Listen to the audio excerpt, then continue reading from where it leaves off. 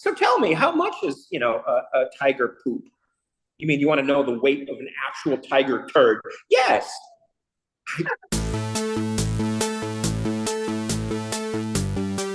Everyone, welcome back to the Pineapple Improv Show. I'm your host, Mike Brown, and today we are talking about thinking on your feet. Here with me today, all the way from Anchorage, Alaska, very good friend of mine, Mr. Rich Capitan.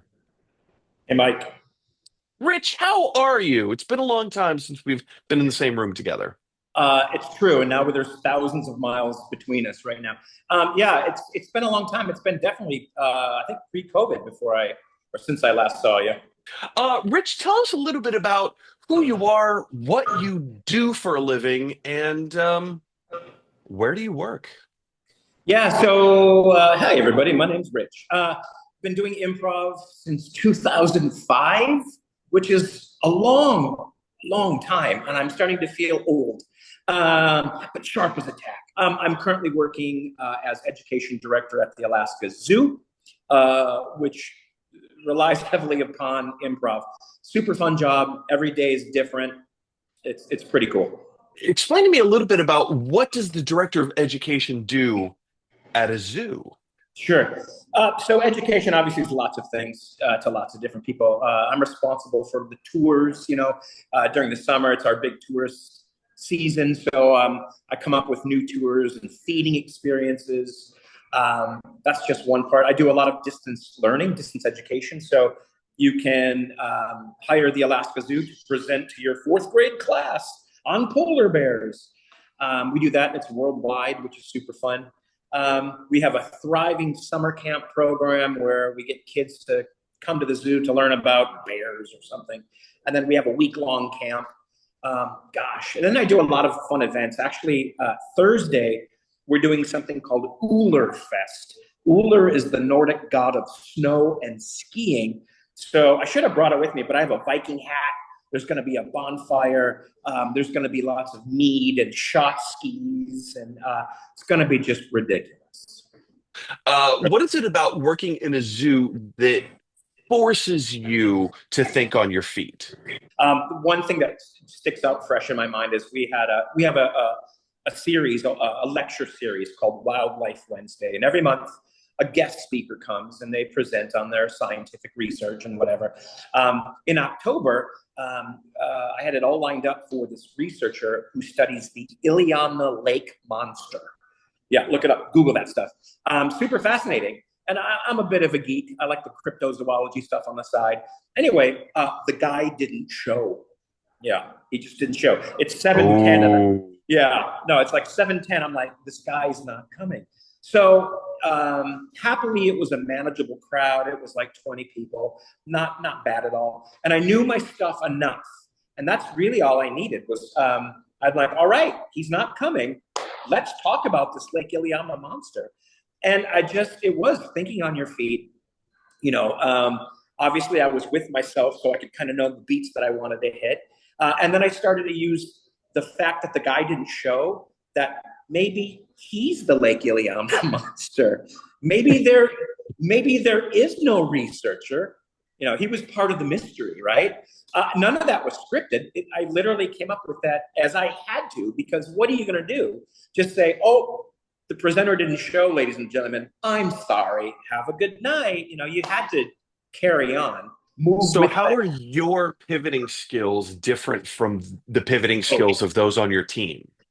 Again, just from doing stage shows and live performances, you quickly learn that ability. And my staff doesn't have it to the ability that I do. So again, repetition, I think, really does help when things go differently than planned.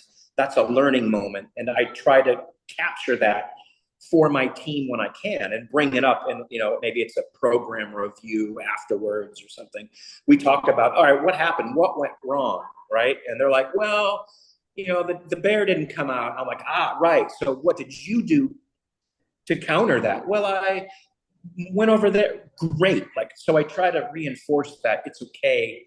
And so as far as techniques, I think people always love to ignore the obvious. Like if you're up doing a let's just say we'll keep on that tour theme. So I'm giving a tour and I'm lecturing about polar bear reproduction on the North Slope of Alaska, and there's a raven above us, and it's just screaming, or an eagle, sure, and it's calling and yelling. Are you going to ignore that? You could. It's who's not ignoring that? All the people on your tour. Oh, what's that? Right. So lean into that. Be like, all right, just a second. You know what that bird's doing? And let's talk. I mean, so it's okay to shift focus. We do it all the time in life, and I think it's again, who shifted before you did? Probably your audience. So just go with it, flow with it. Rich, I was hoping that we could pivot just a little bit and play a little short form game called Busted Tea. Here's how it works. I'm going to give you a suggestion of a pattern or a design or some type of an image that you might find on a t-shirt, and then I want you to come up with a tagline, and then we'll kind of switch back and forth. Does that sound acceptable to you? Sounds great. Awesome, cool. So let's just kick it off. Here is my busted tea. Here is my busted tea. Kick it off. You have a sunset with the silhouette of a horse.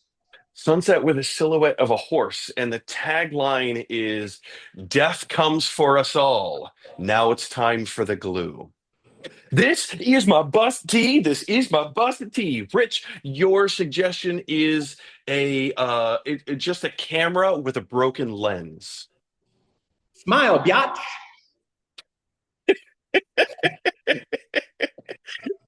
This is my busted tea. This is my busted tea. Mike, you have a picture of the Green Goblin's face. The tagline is "Spider-Man was here." This is my busted tea. This is my busted tea. Last round. Rich, you have an image of a gentleman from England with a top hat, and he's falling down the stairs. Coffee of the morning to you. Thanks so much for playing this game with me, Rich. Busted Tea, it's really silly, it's really fun, it's really dumb, but it kind of gets you out of your head a little bit and gets you to accept and embrace the ridiculous, but also, as on topic, as we've been discussing, being caught off guard and what was the topic? Thinking on your feet. I'm tired. Yeah, and this whole thing is falling apart. It's a mess. What do you see? Thinking on your feet, you have to adapt in the moment and accept your reality. So with this particular game, Busted Tea, thinking on your feet. How do you tell me about the mechanism in your brain? How do you process that information when I say, all right, here's a gentleman from England with a top hat and he's falling down the stairs? How do you get over that freezing moment to work through the problem? Ooh, that's a good question. Right, there is no freeze. I just go. I just do. What's that movie from? I just do. What is that? That was The Dark Knight with That's Heath it. Ledger. Yeah. Joker. Yeah, Joker. It's a Joker reference. Come on, rookie move. I just go. So I don't know. You said English guy falling, and the first thing I thought of was toffee. I don't know why. It just was. So I said, and then I was like, oh, it sounds like toffee of the morning to you, like top of the morning to you, which I think is Irish. But it worked. Doesn't matter. Yeah, it doesn't matter. That's the thing. It doesn't matter, right? No one died. I didn't lose my job. Yeah, so I guess, I don't put a lot of weight on it, right? Like, I feel like people in life put a lot of, I have to make a right choice. It doesn't have to be. Like that game.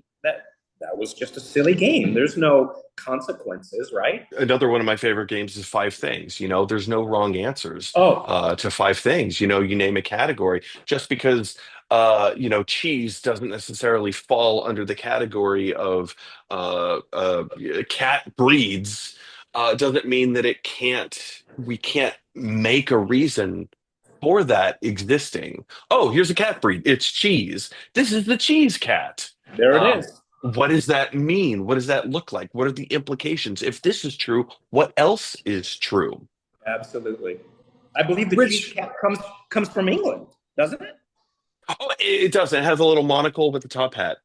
That's the one I was talking about. Yeah. And it's at the top of the stairs, there's a little piece of toffee that it keeps slipping on and it just rolls down the stairs. It just writes itself. Isn't it beautiful? Rich, thank you so much for joining us today. Thank you for lending your thoughts and your expertise.